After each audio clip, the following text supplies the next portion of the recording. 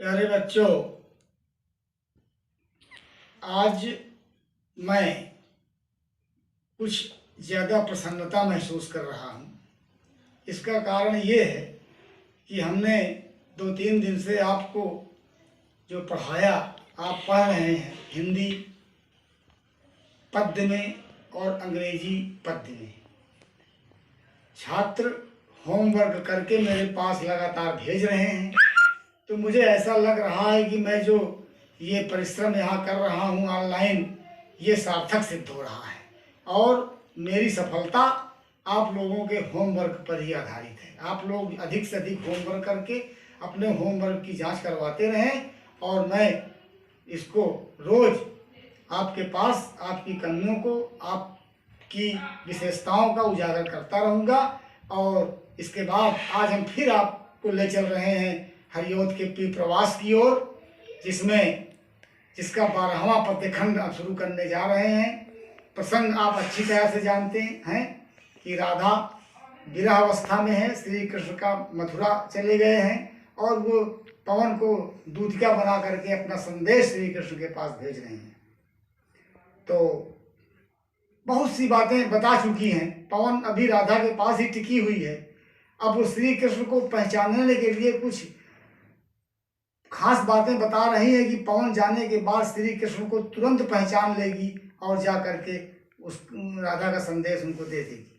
तो बताती है, श्री कृष्ण के शारीरिक वर्णन कर रही हैं कि आखिरकार वो वहाँ जाएगी तो श्री कृष्ण को कैसे पहचान पाएगी। उनका शरीर इस तरह का बना हुआ है, इसका वर्णन इस पद्यखंड में है। आइए देखिए। नीले फूले कमल दल सी श्याम गात की श्यामता है, पीला प्यारा वसन कट में पहनते हैं फबीला, छूटी काली अलग मुख की कांति को है बढ़ाती, सद वस्त्रों में नवल तन की फूटती सी प्रभा है। देखिए, सबसे पहले की लाइन में है, उनके शरीर का रंग जो है नील कमल के समान है। नील कमल, एक कमल कई रंग के होते हैं, एक कमल नीले रंग का होता है। और कैसा फूला हुआ कमल, जो फूल पूरी तरह से विकसित हो चुका है कमल का, नीले कमल का फूल। नीले फूले कमल दल सी, जो कमल दल होते हैं, कमल नीला कमल फूला हुआ नीले हुए कमल के दल के समान गात की श्यामता है। उनके शरीर की श्यामता है, सांवलापन है। श्यामता सांवलापन, उनके शरीर का सांवलापन कैसा है, जैसे नीला फूला हुआ कमल। मैंने आपको इसके पहले बताया था कि श्री कृष्ण के शरीर का रंग काला नहीं था, इसीलिए यहाँ उपमा दी जा रही है, उपमा अलंकार का प्रयोग है इस लाइन में। उनके शरीर का रंग नीले कमल के समान, अर्थात नीले रंग की शरीर थी। नीला रंग जो होता है, एक दिन मैंने बताया था कि उनके रंग की तो उपमा हरिऔध जी ने बादलों से भी दी है। बादल भी पूरी तरह काले नहीं होते हैं। आज इस पद्यखंड में उनके शरीर की उपमा दे रहे हैं, ये नीले फूले हुए कमल दल के समान। उनके गात माने शरीर की, श्यामता है माने रंग है, उनके सांवलापन जो शरीर का है वो फूले हुए नीले कमल के समान है। सी लगा हुआ है, एक शब्द सी, दल सी, सा सी सम यू सदृश, ऐसे शब्द जब वाचक शब्द जुड़े रहते हैं तो वहां पर उपमा अलंकार होता है। इस लाइन में उपमा अलंकार का प्रयोग किया गया है। पीला प्यारा वसन कट में पहनते हैं फबीला, श्री कृष्ण का सबसे पसंदीदा रंग कौन सा था, ये लाइन बता रही है, ये पंक्ति बता रही है कि श्री कृष्ण का सबसे पसंदीदा रंग था पीला रंग। और अगर थोड़ा सा मैं और हटकर चलूं तो भगवान राम का भी एक बहुत पसंदीदा रंग था, वो था नीला, और श्री कृष्ण का पीला। तो ये क्या करते हैं, पीला प्यारा वसन, पीला पीले रंग का प्यारा सुंदर वसन माने वस्त्र पहनते हैं, और कट में पहनते हैं फबीला। कट माने कमर में, फबीला माने कटिवस्त्र। कटिवस्त्र एक होता है जो कमर में बांधा जाता है। आप लोग धारावाहिक में भगवान श्री कृष्ण का जब कोई धारावाहिक देखते हैं तो उनके कमर में फबीला, जो कमर कटिवस्त्र जो कमर में बंधा रहा करता है, वो कटिवस्त्र कहा जाता है। फबीला माने सुंदर, बड़ा सुंदर पीले रंग का कटिवस्त्र को वो धारण किए रहते हैं। बहुत अच्छी पहचान बता रही है राधा पवन के लिए कि क्योंकि फबीला जो कटिवस्त्र है सब लोग पहनते नहीं हैं, कमर में बांधने वाला वस्त्र, और अगर पहनते भी हैं तो पहचानने में उसको दिक्कत इसलिए नहीं होगी कि वो पीले रंग का कटिवस्त्र वो पहनते हैं। जब पीले रंग का कटिवस्त्र वो देखेगी तो तुरंत पहचान जाएगी यही श्री कृष्ण है, इन्हीं के पास मुझको राधा जी का संदेश देना।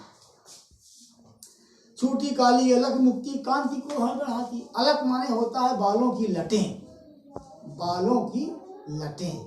तो छोटी काली अलग, बाल किस रंग के हैं? काले काले, काले काले बालों की लटें हैं। छोटी है माने बिखरी रहती हैं, उनके सिर के ऊपर काले काले बालों की लटें छूटी रहती हैं अर्थात बिखरी रहती हैं, और मुख की कांति को है बढ़ाती। बिखरने के बाद वो लटें जो हैं वो उनके मुख की कांति की, मुख की कांति को, मुख की सुंदरता को और बढ़ा देती हैं। चारों तरफ से लट बिखरी हुई है काले बालों की, और उनके मुख के चारों तरफ लटक रही है, तो उनके मुख की सुंदरता कांति जो है वो और बढ़ जाती है। सदवस्त्रों में नवल तन की फूटती सी प्रभा है। सदवस्त्र, सुंदर वस्त्र पहनते हैं वो, और उन वस्त्रों के नीचे उनका नवल तन है, शरीर है, जो शरीर ढका रहता है उनके सुंदर वस्त्रों में नीचे, वो क्या होता है? तन की फूटती सी प्रभा है। अंदर से उनके शरीर की एक प्रभा, एक प्रकाश फूटा करता है, वस्त्रों से होकर के बाहर दिखाई पड़ता है। अर्थात उनका शरीर, उनके शरीर से इतनी प्रभा निकलती है, इतना प्रकाश निकलता है कि वो प्रकाश उनके सुंदर वस्त्रों के ऊपर फूट आता है, तो देखने में उसकी, उनके शरीर की सुंदरता कई गुना बढ़ जाती है। ऐसा वस्त्र धारण करते हैं। सांचे ढाला सकल बपू है दिव्य सौंदर्यशाली। कवि कहते हैं कि उनका सकल वपु माने शरीर, सकल माने संपूर्ण शरीर जो है सांचा में मानो ढाल दिया गया है।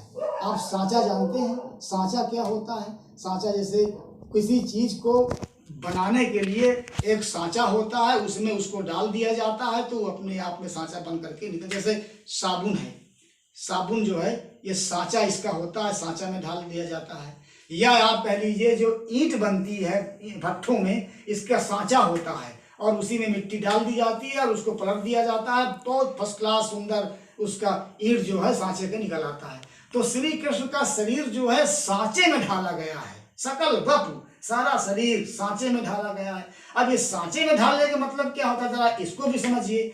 ऐसा शरीर जो नख से लेकर सिख तक शरीर के एक एक अंग और प्रत्यंग सब अपने अपने जगह में सेट रहते हैं। जब न कोई छोटा रहता है, न कोई बड़ा रहता है, न कोई अंग टेढ़ा रहता है, न कोई अंग पतला रहता है, न कोई अंग ऊपर रहता है, न कोई अंग नीचे रहता है। जिस अंग को जहां रहना चाहिए उसी जगह पर हर अंग अपने अपने जगह पर पूरी तरह से व्यवस्थित जब रहते हैं, उसी को कहा जाता है कि इसका शरीर सांचे में मानो ढाला गया है।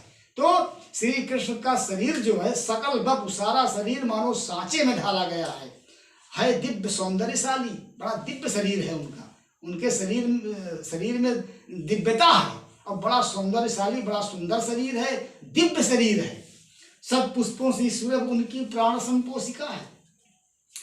सब पुष्पों की, सुंदर पुष्पों की, अच्छे अच्छे फूलों की सुरभि जो महक होती है, जो अच्छे अच्छे फूलों से महक निकलती है, अच्छी महक वाले जो फूल होते हैं उनकी प्राण संपोषिका है। प्राण संपोषिका माने प्राण का जो प्राणवायु कह लीजिए आप, सांस आप कह लीजिए और सरल शब्दों में, जो उनकी प्राण संपोषिका निकलती है, अर्थात जो उनकी सांस निकलती है वो सुगंधित सांस निकलती है। अर्थात उनकी जो सुंदर, जिस प्रकार से अच्छे अच्छे फूलों की सुरभि होती है, महक होती है, उस प्रकार श्री कृष्ण के शरीर से उनकी जो सांस निकलती है, प्राण संपोषिका निकलती है, वो सुगंधित रहती है, जैसे सुंदर फूलों की महक होती है। दोनों कंधे वृषभ बरसे हैं बड़े ही सजीले। देखिए एक एक अंग का वर्णन कर रहे हैं हरिओत जी, उनके बालों का वर्णन, उनके शरीर का वर्णन, उनके कपड़ों का वर्णन, उनके वे शरीर की जो प्रभा फूट रही है उसका वर्णन, और उनकी सांस का वर्णन, और कहते हैं दोनों कंधे। अब आ गए कंधे की बात आ गई। उनके जो दोनों कंधे हैं ये वो कैसे हैं? वृषभ बर से हैं। वृषभ बर, वृषभ माने होता है बैल, बर माने बड़ा, या श्रेष्ठ बैल के समान उनके दोनों कंधे हैं। अभी आप समझ ना पाए होंगे कि बैल के कंधे कैसे होते हैं। अब मैं थोड़ा इसको बहुत ही ठेठ भाषा में आपको बताने जा रहा हूं। वैसे आप इसका व्याख्या करते समय इस शब्द का प्रयोग न करिएगा, आपके समझने के लिए। वृषभ बर माने होता है श्रेष्ठ बैल, बड़ा बैल अर्थात सांड। सांड को आप लोग देखते हैं, सांड का जो कंधा होता है बहुत ऊंचा कंधा होता है, बहुत बड़ा कंधा होता है। तो आप व्याख्या में सांड शब्द में थोड़ा कम अच्छा लग रहा है, आप कहिए बड़े बैल के कंधे के समान उनके दोनों कंधे हैं। श्री कृष्ण के कंधे अर्थात श्री कृष्ण के कंधे इतने ऊंचे हैं कि जैसे होता है किसी सांड के कंधे, अर्थात किसी बड़ा बैल जो होता है उसके कंधे के समान उसके कंधे हैं। और बड़े सजीले माने सुंदर हैं, सजे हुए कंधे हैं। आप देखते होंगे कि बड़ा बैल जो होता है, जो सांड जो होते हैं, उनके कंधे जो होते हैं बड़े सुंदर लगते हैं, देखने में बहुत अच्छे लगा करते हैं। इसी प्रकार श्री कृष्ण के दोनों कंधे हैं। इसमें भी उपमा अलंकार का प्रयोग किया गया है। लंबी बाहें कलब करसी, उनकी बाहों को की उपमा दे रहे हैं हरिओ जी। लंबी बाहें, उनकी बाहें, उनके हाथ, उनकी भुजाएं लंबी लंबी हैं। कैसी है? कलब कर सी माने समान, किसके समान? कलब कर के समान उनकी बाहें हैं। हाथ उनके, श्री कृष्ण के हाथ कैसे है? जैसे कलब माने होता है हाथी, हाथी का कर माने होता है हाथ, हाथी का हाथ, हाथी के हाथ तो होता नहीं है, तो अर्थात सूंड, हाथी का सूंड जो होता है उसको उसका कर कहा जाता है, उसका हाथ कहा जाता है, क्योंकि हाथी हर कार्य अपने सूंड से ही करता है। तो श्री कृष्ण की बाहें जो हैं, श्री कृष्ण की जो भुजाएं हैं वो हाथी के सूंड के समान है। और शक्ति की पेटिका है, शक्ति का भंडार है उनकी बाहें, अर्थात उनकी बाहों में अकूत शक्ति है।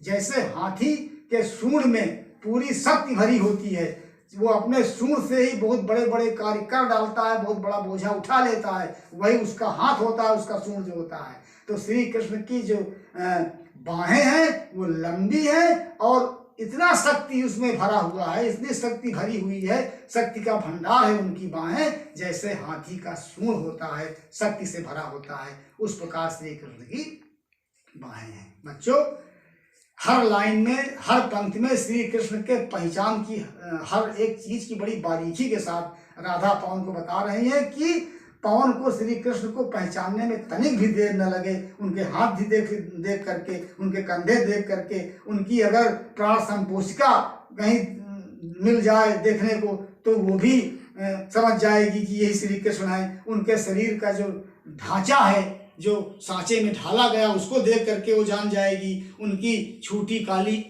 लटों को देख करके जान जाएगी। उनके प्यारे कटिवस्त्र फबीला, जो सुंदर फबीला है, कटिवस्त्र सुंदर कटिवस्त्र है धारण करते हैं, उसको देख करके वो जान जाएगी। बहरहाल इस तरह से राधा जो है श्री कृष्ण के हर अंग प्रत्यंग को पहचानने के लिए पवन दूरिका से विधिवत और स्पष्ट रूप से बता रही है। बच्चों, उपमा अलंकार का भरपूर प्रयोग किया गया है। मैंने आपसे पहले बताया था कि पूरी कविता में मानवीकरण अलंकार है, लेकिन बीच बीच में उपमा अलंकार आपको मिलता रहेगा।